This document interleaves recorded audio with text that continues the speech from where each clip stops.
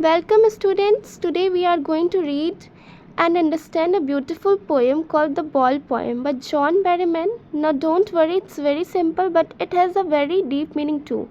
Have you ever lost something you really loved? Maybe a toy, a pen, or even a ball. Well, this poem is all about a boy who loses his ball. At first, it seems like a small thing, right? A ball can be bought again. But the poet makes us realize that sometimes losing something teaches us a lesson about life, responsibility, and growing up. So sit comfortably, take out your pencil, and ready to note down some hard words. लोग hard words लिखेंगे. A boy loses a ball. He is very upset. A ball doesn't cost much, nor it's difficult to buy another ball. Why then is the boy so upset? Read the poem to see what the poet thinks has been lost and what the boy has to learn from the experience of losing something. तो एक बच्चा अपना ball खो दिया, बहुत upset है. अब सोच रहा है कि दूसरा बॉल तो खरीद ही सकते हैं, ज़्यादा कॉस्ट तो नहीं करेगा, लेकिन बॉय कुछ लर्न करना है from the experience of losing something. So what is the boy now who has lost his ball? What is to do? यहाँ पोएट हमसे पूछ रहे हैं अब लड़का क्या करेगा. उसकी बॉल चली गई और उसका दिमाग हैरान है. I saw it go merrily bouncing down the street and then merrily over there it is in the water. लड़की या लड़का देख रहा है कि बॉल खुशी से रोड पर कूद रही थी. मैरिली मतलब खुशी से, मैरिली खुशी से वर्ड मीनिंग लिखेंगे, और फिर पानी में चले गई. पोएट कहता है हैप्पीनेस और एक्साइटमेंट के साथ ही कभी लॉस भी आ सकता है. नो यूज टू से oh there are other balls.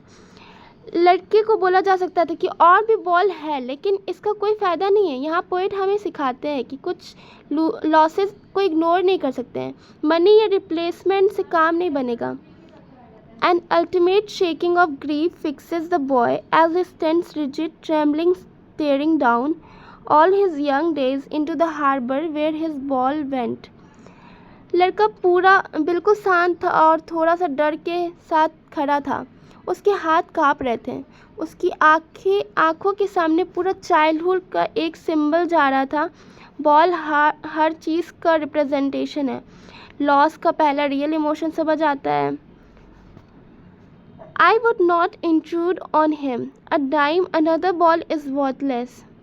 Intrude मतलब होता है इंटरफेयर करना, और वर्थलेस मतलब बेकार. पोएट कहते हैं मैं लड़के की फीलिंग्स में इंटरफेयर नहीं करूँगा. पैसा ये नई बॉल का कोई वैल्यू नहीं है. असली लॉस समझना ज़रूरी है.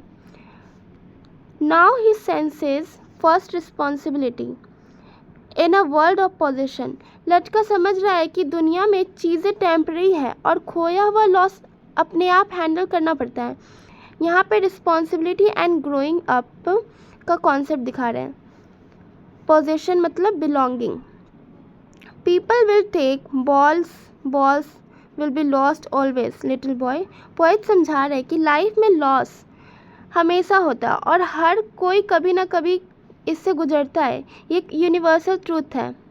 And no one buys a ball back. Money is external. Loss को पैसा से रिप्लेस नहीं किया जा सकता. रियल इमोशंस और अंडरस्टैंडिंग पैसा नहीं आती. He is learning well behind his desperate eyes. This epistemology of loss how to stand up. तो एपिस्टेमोलॉजी मतलब नॉलेज ऑफ स्टडी. लड़का स्लोली सीख रहा है कि ज़िंदगी में लॉस कैसे हैंडल करना है. एपिस्टेमोलॉजी ऑफ लॉस मतलब लॉस के बारे में नॉलेज या अंडरस्टैंडिंग. अब उसको समझ आ रहा है कि मेरा कुछ सच में लॉस हो गया है. Knowing what every man must one day know and most know many days how to stand up. Poet कहते हैं कि ये लेसन हर इंसान को लाइफ में सीखना पड़ता है. लॉस को एक्सेप्ट करके आगे कैसे बढ़ना है. तो ये पोएम एक छोटे लड़के की कहानी थी जो अपना बॉल खो देता है. पहले तो वो बहुत दुखी और परेशान होता है.